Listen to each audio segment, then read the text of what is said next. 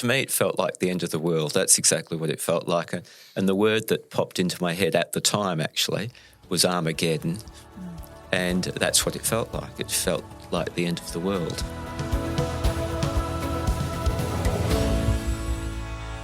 There is rarely a life untouched by hardship or challenge. On this podcast, we invite our guests to share their very personal stories. We harness the wisdom and resilience of our guests, which has shaped who they are today. Carl Rogers said, "That which is most personal is in fact most universal." Together we'll be inspired to embrace the resilience in our own stories and to gain strength in the face of adversity and have a few laughs along the way. Hi, I'm Donna. And I'm Di. We are the Double Ds and welcome to the Discovery Diaries. We acknowledge the Whadjuk people of the Noongar Nation as the traditional custodians of the land on which we are recording this podcast.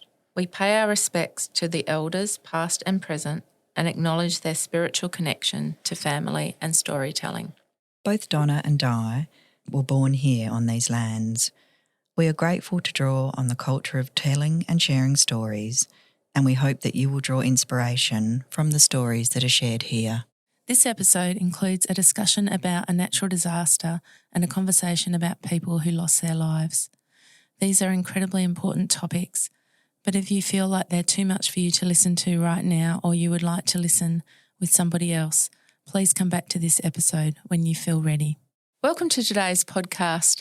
Today's conversation is with Wayne Sankey. He's a retired architect from Perth, and today Wayne is talking to us about a very memorable event in his life that happened nearly 20 years ago, and that's the Boxing Day Tsunami, which was on the 26th of December 2004. Wayne wants to focus on that event and not on any other part of his life. It had such a big impact on his life, and I'm sure that in listening to his story and his account of what happened, you also will be very impacted.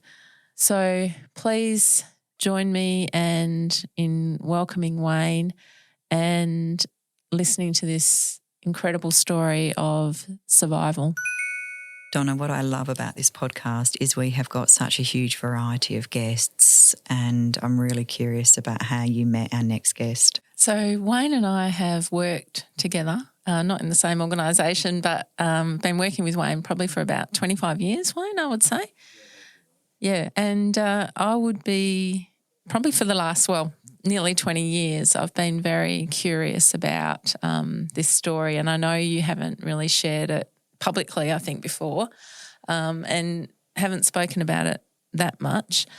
So it's really quite a privilege that you've agreed to come on and to talk about this story. So the story is about Wayne's personal experience with the Boxing Day Tsunami which was on the 26th of December 2004. So coming up to 20 years later this year. And yeah, I would imagine, Wayne, that you can still remember it as if it was yesterday. I can, yeah. It hasn't gone away. That's right.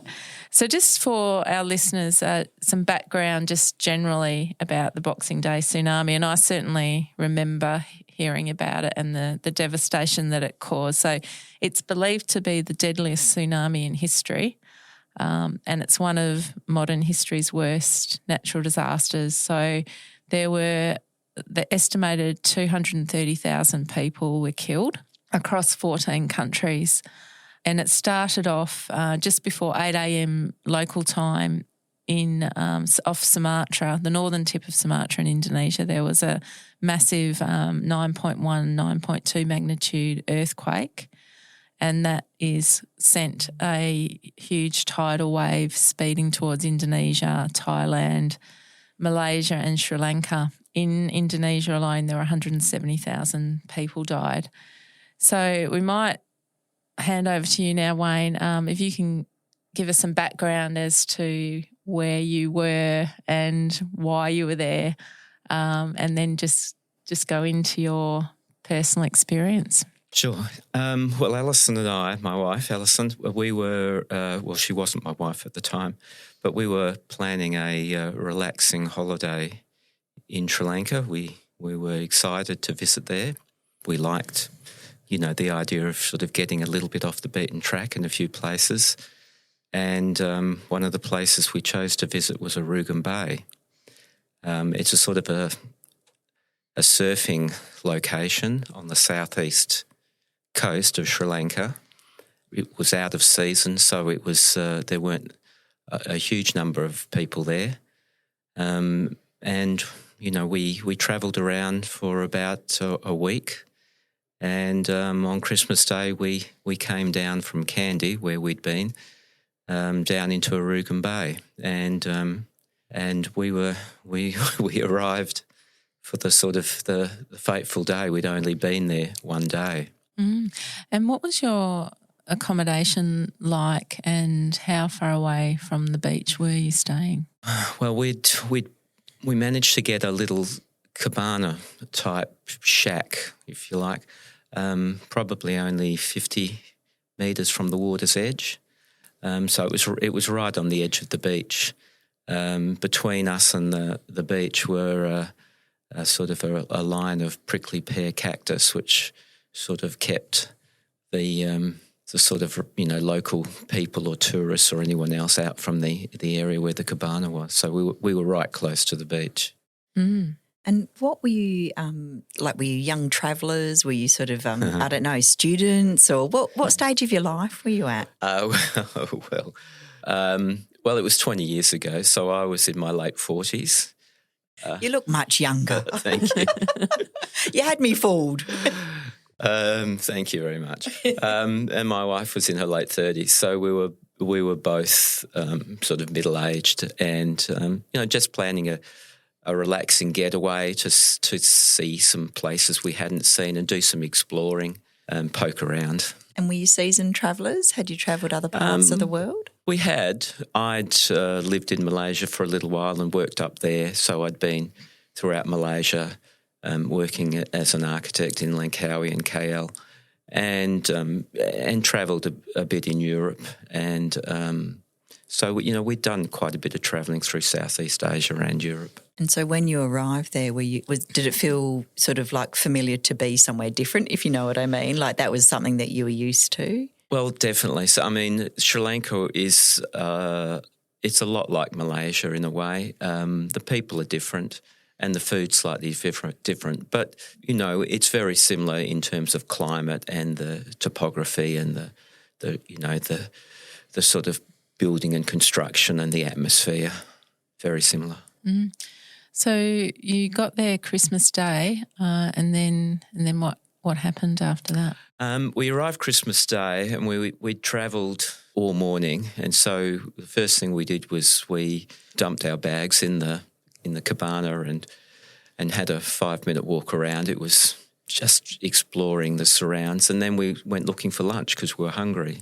And because it was out of season, and because it was about 2:30, 3 o'clock in the afternoon, it was a bit hard to find. But we did manage to find a friendly little place that was open, and it was run by an American and his Thai wife. And they looked after us and fed us, and we actually sat down with them. They were eating late as well, so we managed to have a meal with them and just chatted. Were there many tourists around, or was it more locals that were in the area? Or? No, it was very deserted. It was very quiet, and probably occupancy was maybe 15 or 20%. So it was out of season. Mm-hmm.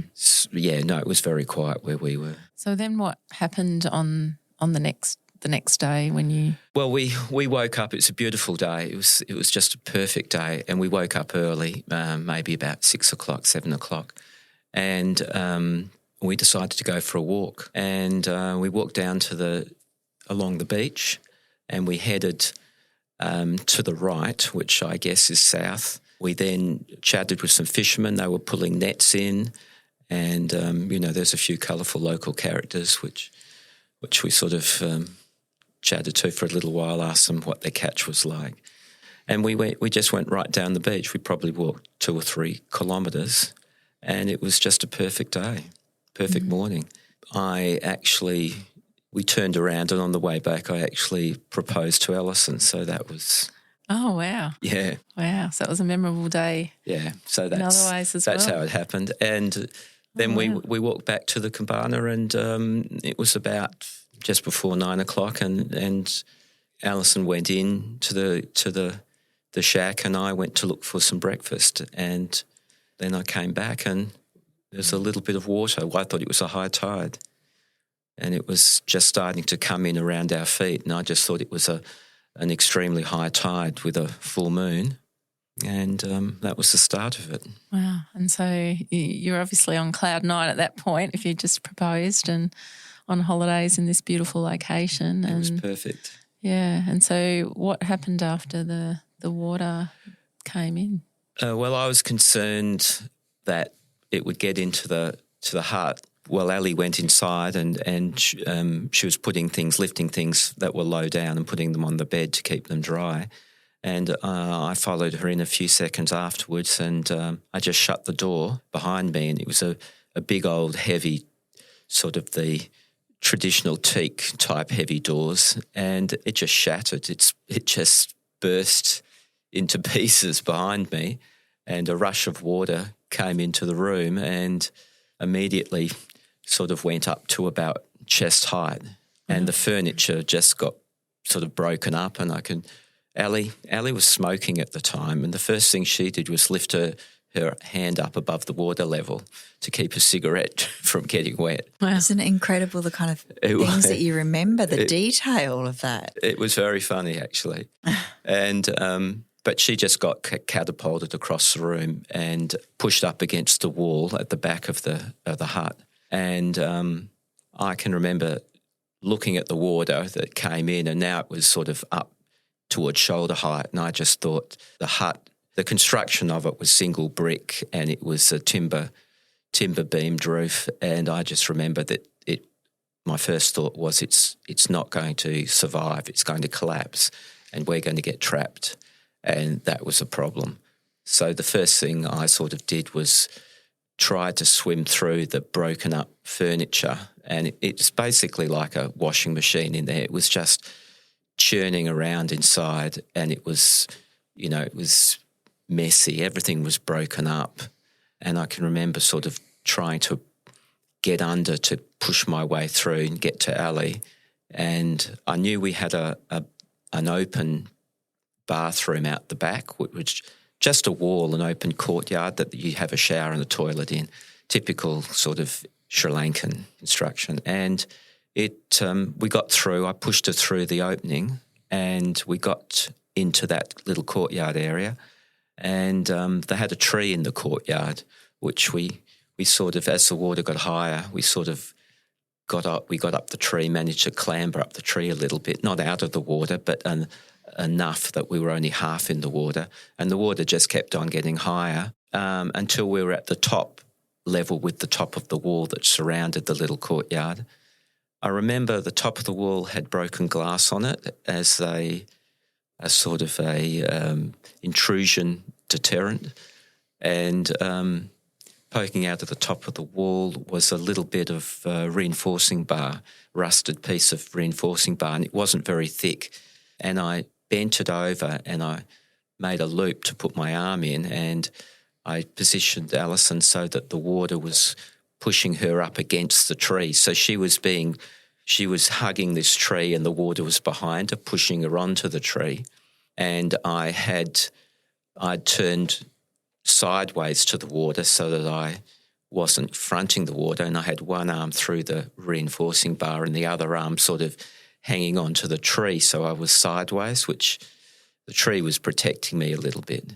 And you were, I find it incredible that you were able to think to do anything at that point, but there's something must have kicked in. I don't know if it was your architecture training or something that you were just running on instinct at that point, or? Look, honestly, I honestly don't know what I was running on, but I was certainly running. I just knew that the hut would collapse, and if a roof falls in on you and you're underwater, you've not got much chance. So all I really wanted to do was to get out of the hut. And it happened to be a tree there. And what sort of tree was it? Honestly, I can't remember. So was it like a kind of palm type No, of tree? it wasn't a palm tree. It was. It wasn't a palm tree, but it was. It had a fairly solid trunk, so it was probably 200, 300 millimetre diameter trunk. It could have been a tamarind tree or something similar to it. Did you worry that the tree was also going to get knocked over, or did you feel Absolutely. yeah. I was worried that my wall was going to get knocked over. I had my arm looped through a steel bar that was part of the wall. So I thought, well, if that goes, then I'll go. Then Allison will be, the tree would go. And so, but, it all happened so fast. You didn't have time to get concerned. You just had time to sort of do one or two things. And I think luck played a big part, and we were incredibly lucky. But we made one or two right decisions, and I think that's basically was what stood in our favour in the end. So. Did the water keep rising while you were grabbing onto the tree? It's funny. I can remember looking sideways and seeing things floating past, like logs and bits of construction material and fridges. It's amazing. Fridges float. And rats, lots of rats.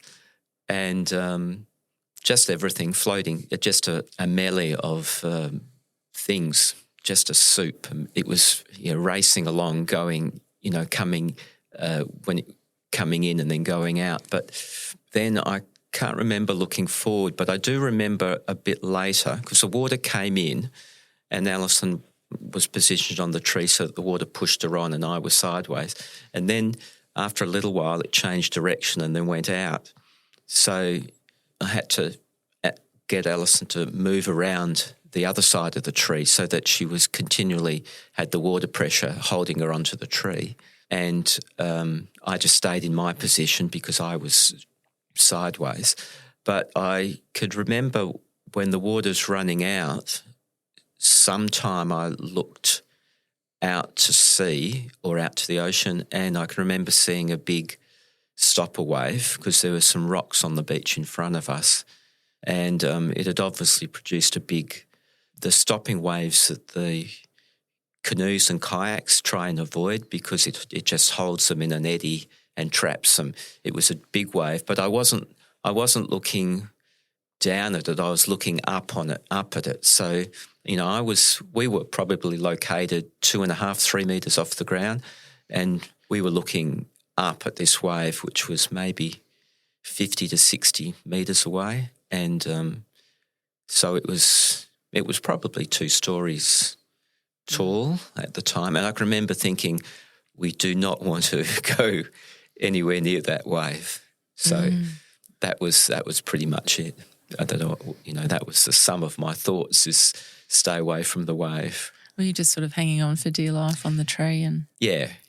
And just wondering what was going on with the world. It was. Yeah, you mentioned that. Or what did you think was going on? Did you have time to even think about that? Or well, I wondered whether to me it felt like the end of the world. That's exactly what it felt like. And the word that popped into my head at the time actually was Armageddon. And that's what it felt like. It felt like the end of the world. Must have been. I had no idea terrifying. what was happening because we didn't see a wave and we didn't see anything coming. It just we was just sort of inundated and underwater all of a sudden. It was quick, very, very, very quick. Today's episode is brought to you by my online course, Emerge from the Pit. This course I developed for anyone who is going through a sudden and unexpected life event when they were least expecting it and is struggling to cope. This happened to me in late 2021, where my life was going extremely well, and then in an instant everything was turned upside down and I struggled to cope. Over the next weeks and months, I documented my recovery and the tools and strategies I used to get through this extremely difficult period of my life. So if you can relate to this and you're struggling to cope with something that's unexpected and life-changing that has happened to you, then check out my online course, Emerge from the Pit. And for our listeners on Double D's podcast, there's a 20% discount. If you go to my website, www.donnasbalconyviews.com.au, you can click on the online course and check it out.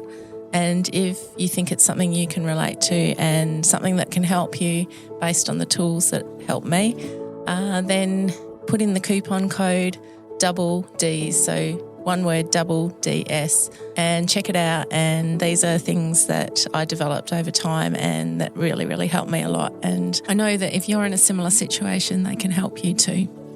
I'm so struck by your ability, or something that kicked in where it's just pure instinct, and you managed to, even with that coming on you so quickly, to formulate a plan to get out. You know, you understood, I don't know if it was your architecture training or not, but you understood the nature of where you needed to be, you know, and moved both you and Allison toward that. And, you know, I know you're shaking your head, but something kicked in there that enabled you to get to the next thing that you knew to do almost. I just didn't want to be in the hut. That was It was just what I knew instantly, that I didn't want to be in that hut, and the hut collapsed.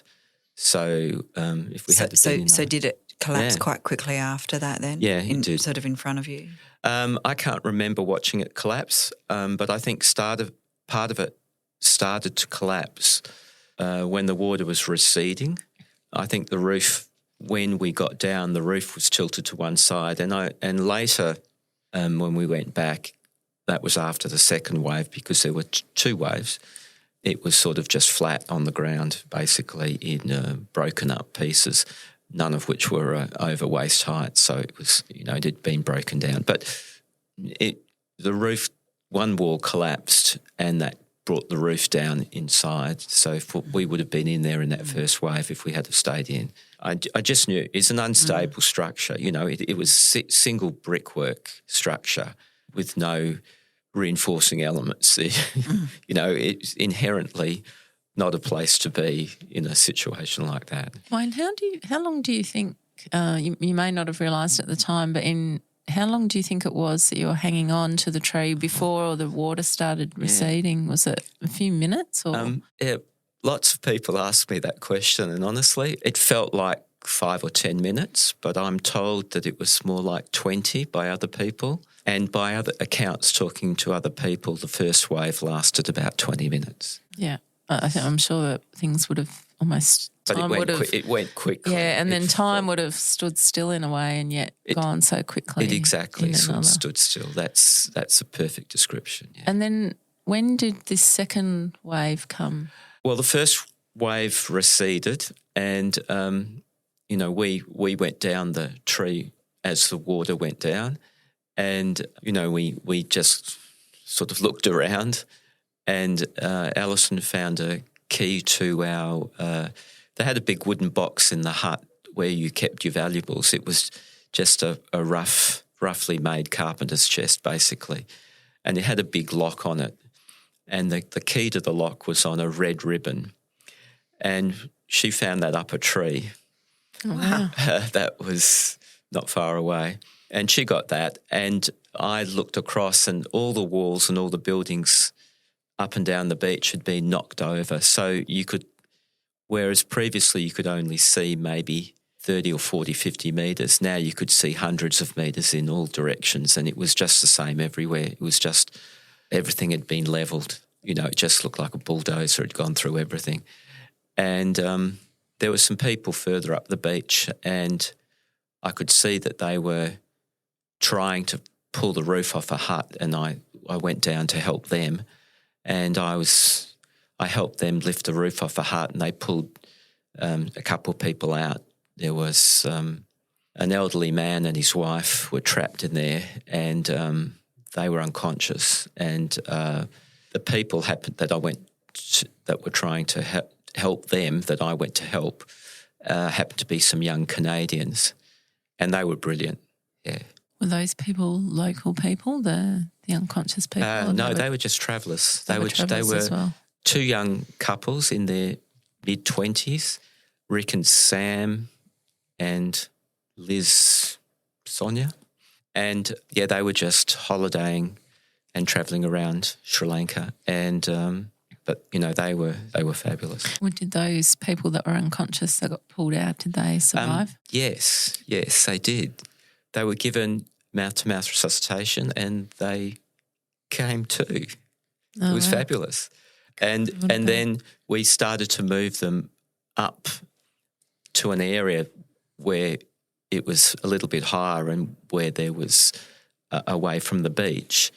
And at that time I looked out to the ocean and I can remember the horizon lifted, so it just disappeared. You know, instead of the horizon being where it should be, I had to look up and it was another wave that was coming, and I just yelled another wave and I ran back to Allison, and then we just ran for it. We ran to the only high ground there was, which was a reasonably high sand dune about but maybe 600 metres away. How soon did that wave come after you saw it?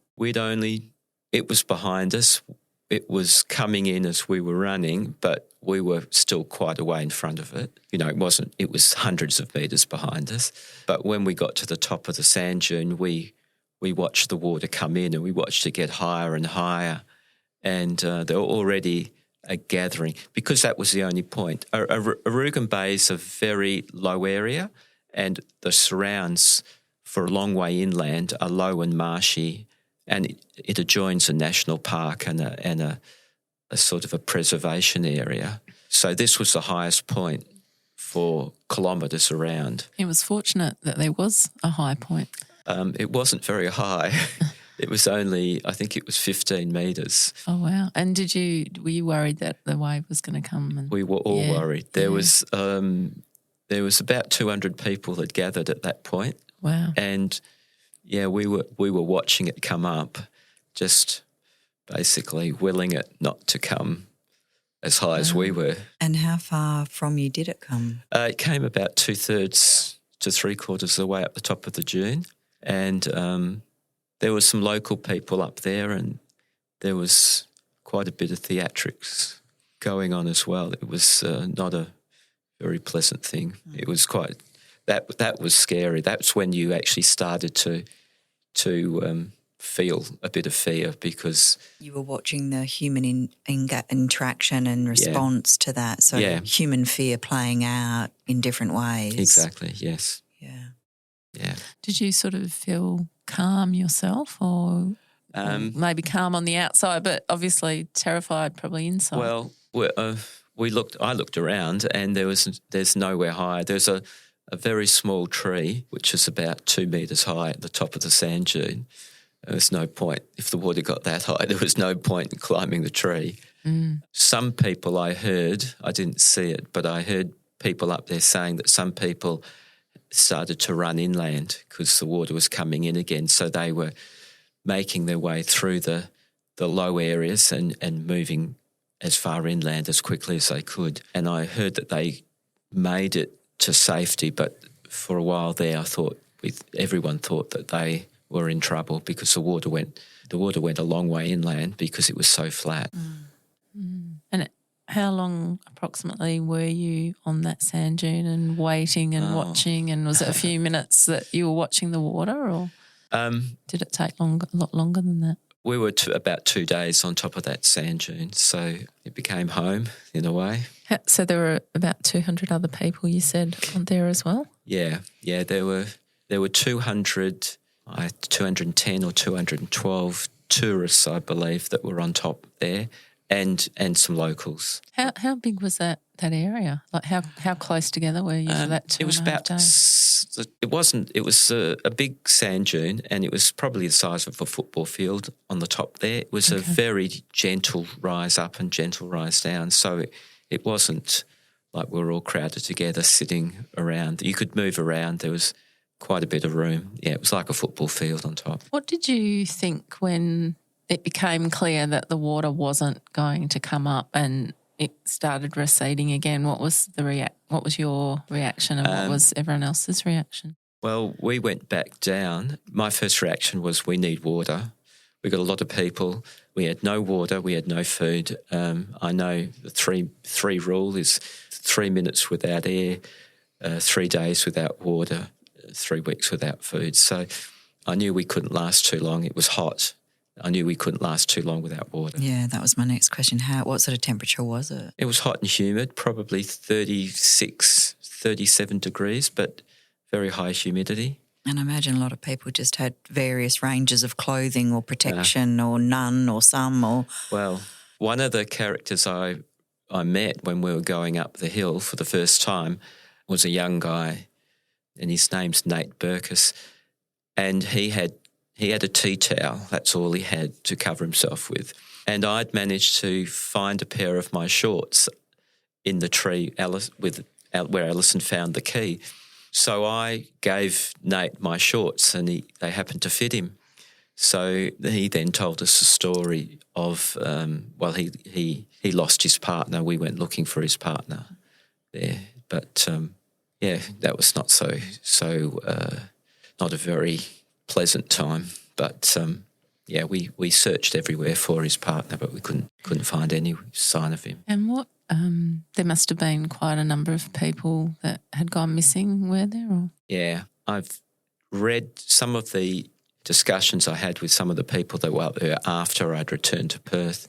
They told me that 650 people had gone missing and roughly 250 people had died in that little community of Arugam Bay. Yeah, that's what I was told. So, yeah, there's a lot of missing people. There was another English chap he'd lost his wife and he was looking for his wife, and the couple that we'd had lunch with the previous day, the American chap with his wife, they had a little boy and he'd gone missing. Oh, gosh, wow. This podcast is brought to you by my business, Coming Up for Air. That's coming up number 4, Air.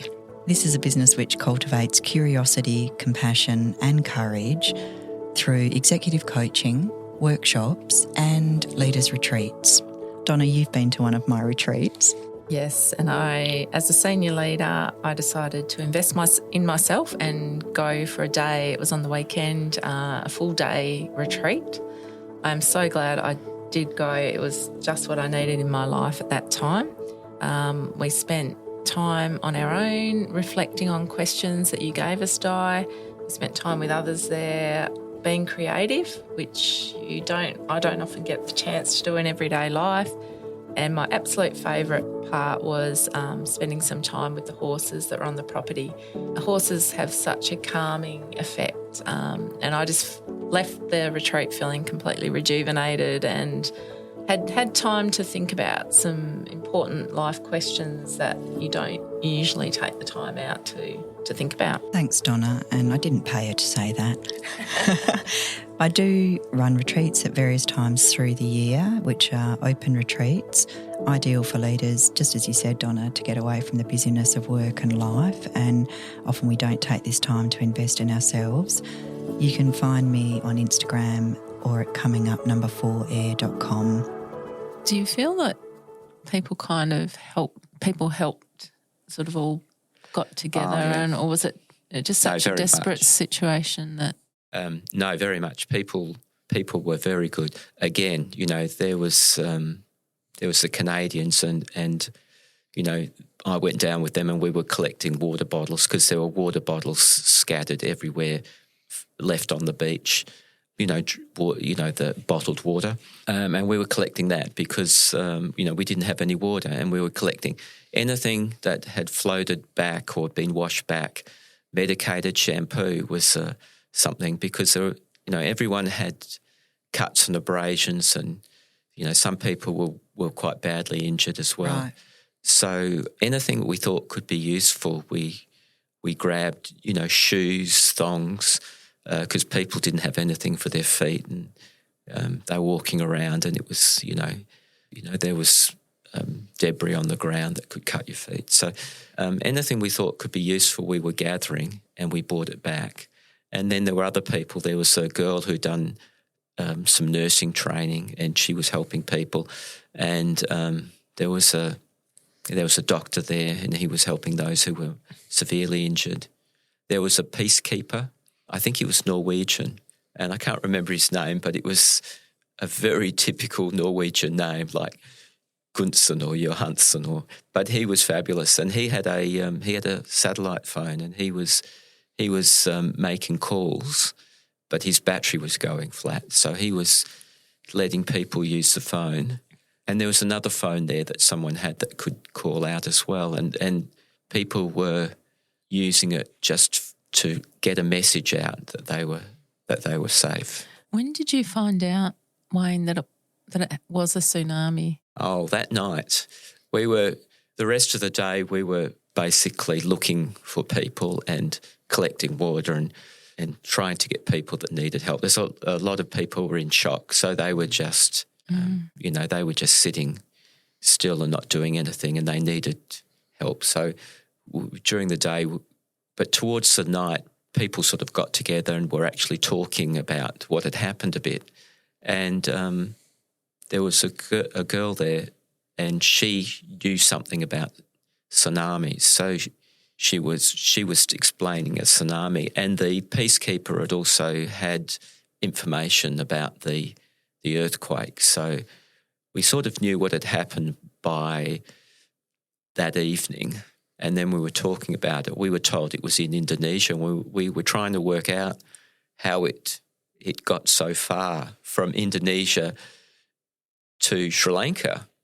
Basically, the explanation we all worked out was that it was like a waterbed. If you jump on one side of a waterbed, the water goes up at the other side almost instantly. And that's a sort of theory that stuck in my head. But that was sort of through general discussion with people there. But yeah, there was one girl who knew a little bit about tsunamis, and she was telling us a few facts about what she thought might have happened.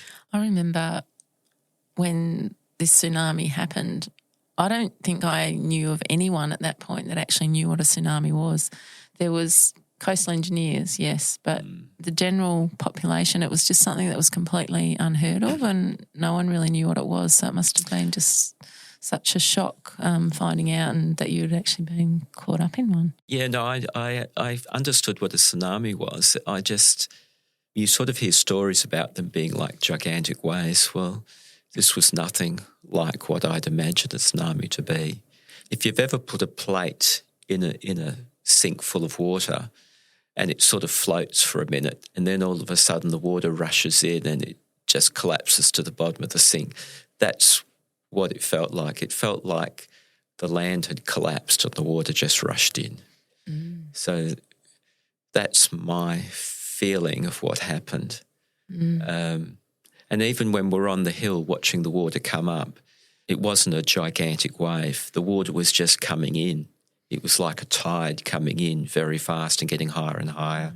So did you realise partly from talking to people who did know a little bit about tsunamis, that another wave wouldn't come? Or was there still this fear after a couple of days that we really still are completely uncertain as to whether this is over? No, there was. We all expected another wave to come, and even if we thought that it might not come, we were still very scared, fearful that there would be another wave, and we were fearful that another wave might come while we were sleeping, because everyone was exhausted and everyone's just snatching, 20 or 30 minutes of sleep and then waking up and walking around, and this is happening all night. In fact, there was one house in Arugam Bay that was above the tsunami line, and water came right up to the doorway, but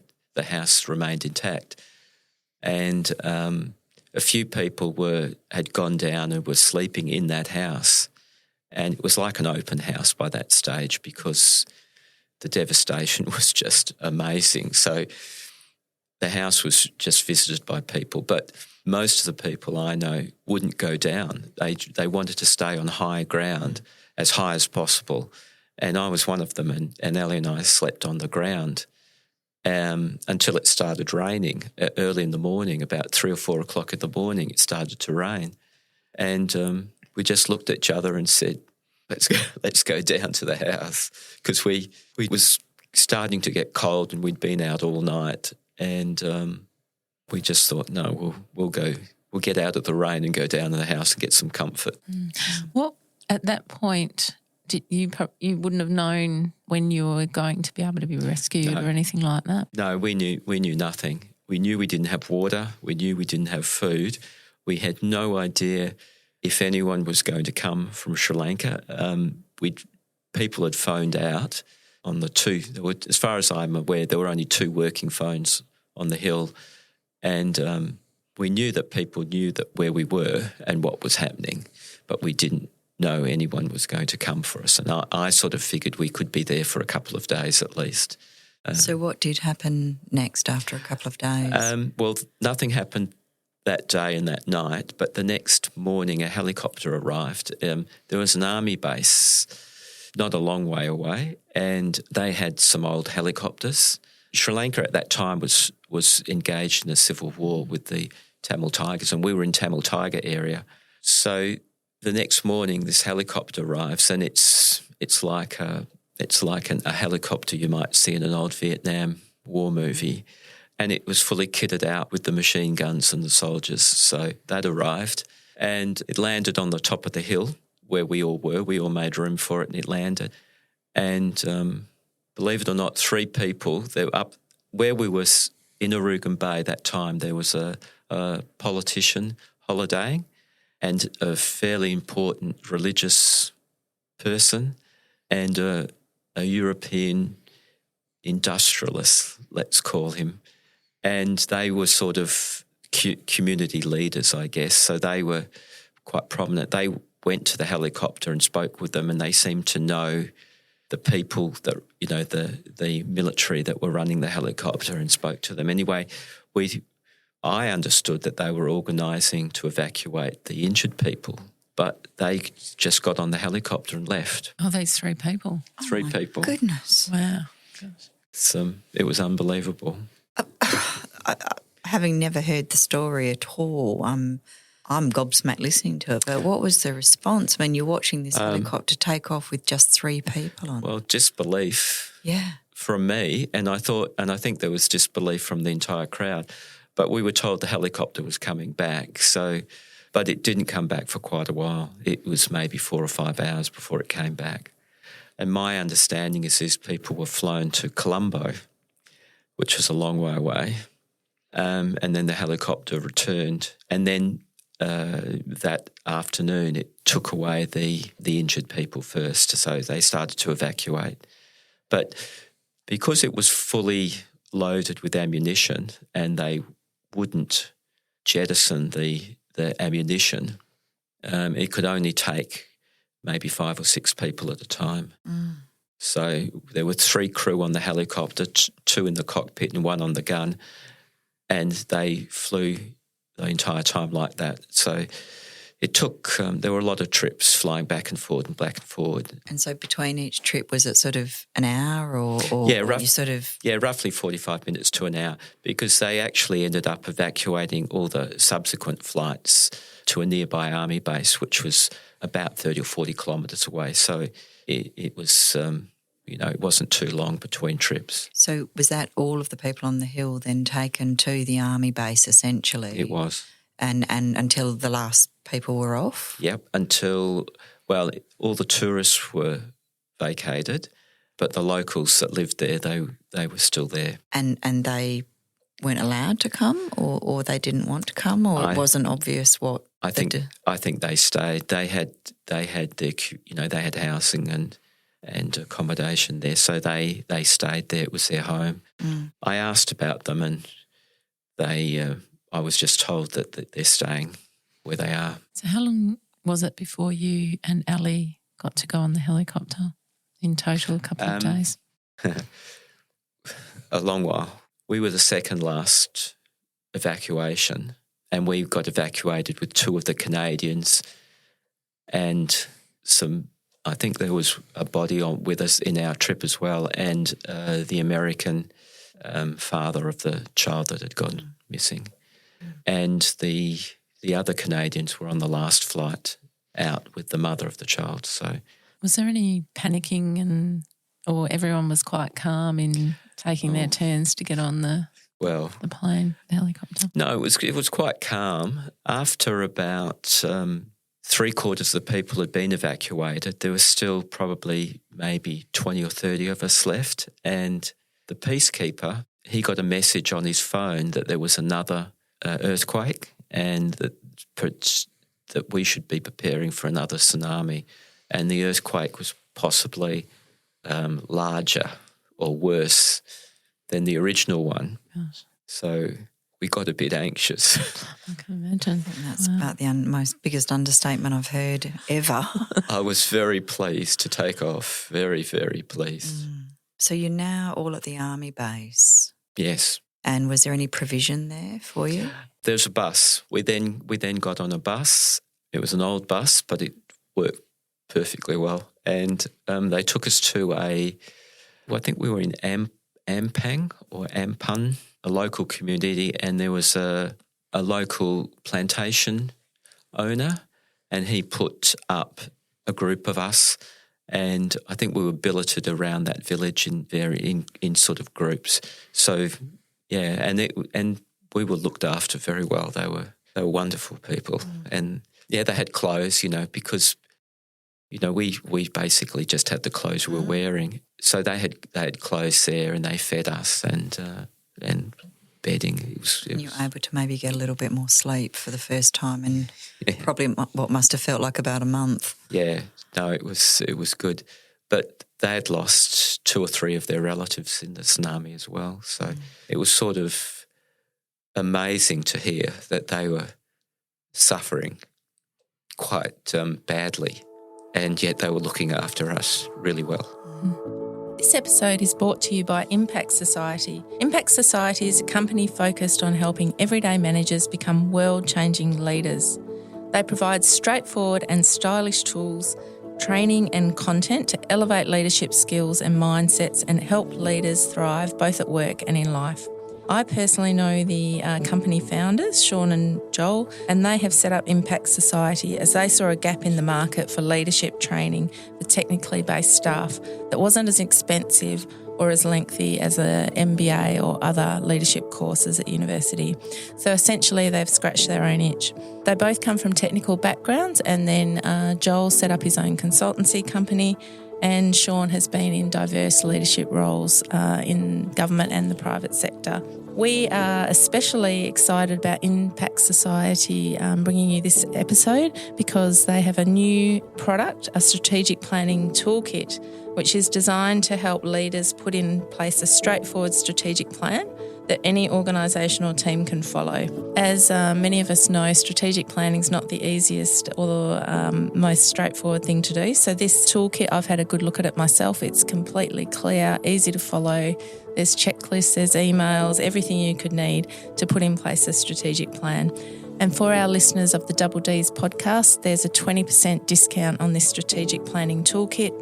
You just need to go to impactsociety.co, and in the discount code, when you purchase the strategic planning toolkit, you put in the discount code Double Ds, so Double DS at the checkout, and then you'll get your 20% discount. So we would encourage anyone, especially people who are new into leadership roles, to check it out.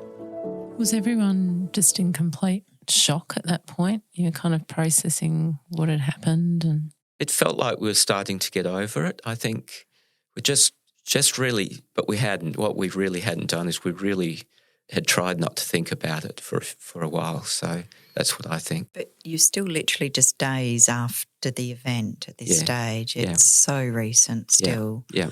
And you're just probably realising you're able to come somewhat out of survival, fear of your life imminently. But there must have been a lot still running through your body. Well, we hadn't quite finished yet. From there, we were taken on another bus back to Colombo. That bus ride was probably almost as nerve-wracking as the experience on the hill, but in a different way. It's because we were all thinking that we'd survived the tsunami. We all had, but the bus trip, there were a couple instances on the bus trip that were very close. Was it because of the terrain? Yeah, the terrain. We travelled a back road back, and it was a very bad road. It was one of those ones you might see in one of those reality TV shows where they have truckers going through all these back mountain roads with landslides, and it was a fairly bad road. And at one time the bus only just managed to pull up before a train crossing when a train was going through. Oh gosh! And that was most people were asleep. That was during the night time. The bus basically locked up its wheels and people ended up on the floor. But it was hadn't made contact with the train. No, we managed to stop just before the crossing. Goodness me! But after that it was fine. So that was the end of the experience. Wow. And how do you think that it's impacted on you kind of going forward, I guess, and having such a close to death encounter, I guess, and also with such a group of people as well, and natural thing as well. It's interesting because, you saw the people, pull together sort of on the hill, and, you saw people that had gone through amazing things. I was a bit scratched and bruised and banged up, and Ali was a little bit scratched. But there were people up there who were injured fairly seriously, and they everyone helped, and they were great. One lady climbed a tree and she was bitten by a snake up the tree. Oh my gosh! and she was an English lady, and she was so funny. And there's a German guy, Andre, and he said it was like being reborn. He said he got pushed out. So it was good to see people sort of, seeing things that were humorous in such a bad situation, and, all doing the right thing, apart from the three people taking the helicopter ride out. That sounds like a whole book in itself. I still haven't reconciled that in my mind, but still. I'm really struck by the amount of names that you've remembered. Well, yeah, it's sort of something that I just haven't forgotten. And I have forgotten a lot. So I'm getting to the age where I'm starting to forget. But no, I mean, yeah. We did keep in contact with some of them. Okay. I got emails from, from Andre and from the Canadians, Rick and Sam, and even Nate. I contacted Nate Burkus and got some emails back, and we contacted a little bit, but so we did keep in contact for a little while. And I'm thinking our listeners might be thinking, tell us, you got to Colombo, but how did you get home? That was the good part. That's the good part of the story. When we got to Colombo, we went to the Australian Embassy, and the first thing they gave us was beer and pizza. You would have remembered that. So we got looked after. They billeted us out to an Australian living in Colombo, and so we stayed with them, and the embassy tracked down travel documents for us and organised with Qantas. We were flying with Qantas, but we got flown out ahead of our schedule, re-ticketed so we were really well looked after, and they contacted relatives and friends in Perth, which was important because we'd managed to get a message out that we're okay, but that was all. So they contacted people for us. So the embassy looked after us very well, but that wasn't the case with all people. Andre, who was born in, he's Dutch, but he was a German resident, he ended up being given a few euros and pointed to an oval and slept out on the oval for a couple of nights and had to scrape together his own airline ticket and re-ticket himself. So when I wrote to him and I told him how, what had happened to us, he wanted to be a resident Australian after that. I bet he did. Thanks, Australia. You've done well there. Did you sort of have this sense that how did we manage to get out of that? Yeah, I've thought about that a lot because honestly, people we'd talked to the day before didn't. So many people there whose partners or friends didn't. And, I think, we were very lucky. Just the timing, if we had have been walking along the beach, everything would have been different. If we had have been maybe outside the chalet, it could have been different, So it's just that was just pure luck. We did a few things right. We got out of the hut as quickly as possible and we got hold of the tree and, we used the water pressure to keep us pinned to the tree, which, there's no way in the world you could hang on. So the water pressure was actually keeping us in place. So there's decisions that we made sort of without even thinking. It's just you just did it. You didn't even think at the time. But later I did think, okay, well, no, we did make one or two decisions that were probably important. But I would say life-saving. But a lot of it is just luck, So you'd combine the two together and it worked. So, we're obviously talking about something that happened nearly 20 years ago, but what was it like being home in those first few weeks and months, and how did you start to process some of what had happened to you? Did you have any support? No, I didn't, but I think I should have. I think that was a mistake that I made. I felt okay. I knew what had happened. I understood it. I was still emotional when I talked about it. But that was to be expected, I thought. But sometime later we went on a holiday, just a short holiday to Bali, and I know I was nervous about staying in the hotel where we were, which was on the beach. And I know I've reacted to certain things in the past, particularly when I see a wave in the ocean that doesn't look right. And it certainly made me realise how things can change and totally be out of your control so very, very quickly, and how focused you sort of have to stay to keep track if you're doing something that you think might be, just a little bit dangerous. Things can change and, sometimes you've got control of it and sometimes you haven't, but just to be aware of that. And has it changed your general outlook on life, like in terms of what matters to you maybe? I'd love to say it has, but it's probably made me appreciate things more. It's made me think that I am lucky and that other people aren't or cannot be lucky, and to appreciate what I've got. I can't say I had an epiphany, but it has certainly made me think how lucky I have been and to sort of cherish that luck, yes. Well, it's quite an incredible story, Wayne, and I really appreciate you coming in today to talk about it. Is there anything else that you wanted to add or to let people know about anything else, or any final words about this experience? And well, I think there's a lot of people who were in Thailand, a lot of Australians who were in Thailand, and they would have experienced similar or worse experiences as well. And so it is something that you do go through, and you eventually come out the other side, I suppose.